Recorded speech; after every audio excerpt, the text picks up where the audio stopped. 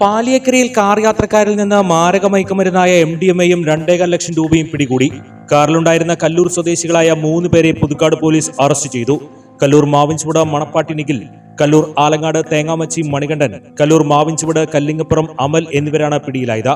പാലിയേക്കരയിൽ സംശയാസ്പദമായി നിർത്തിയിട്ട കാർ പരിശോധിക്കുന്നതിനിടെയാണ് MDMA-യും പണവും പിടികൂടിയത്. MDMA വിൽപ്പന നടത്തിയ പണമാണ് പ്രതികളിൽ നിന്ന് കണ്ടെത്തിയത്. ചാലക്കുടി ഡിവൈഎസ്പിയുടെ സ്ക്വാഡും തൃശൂർ റൂറൽ ഡാൻസ് ഓഫ് സംഘവും പുതുക്കാട് പോലീസും ചേർന്നാണ് പരിശോധന നടത്തിയത്.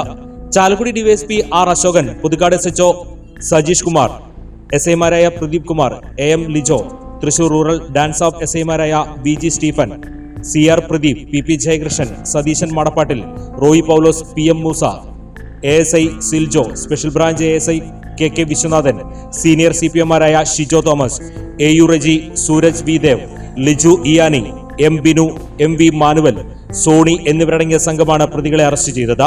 കോടതിയിൽ ഹാജരാക്കിയ പ്രതികളെ റിമാൻഡ് ചെയ്തു.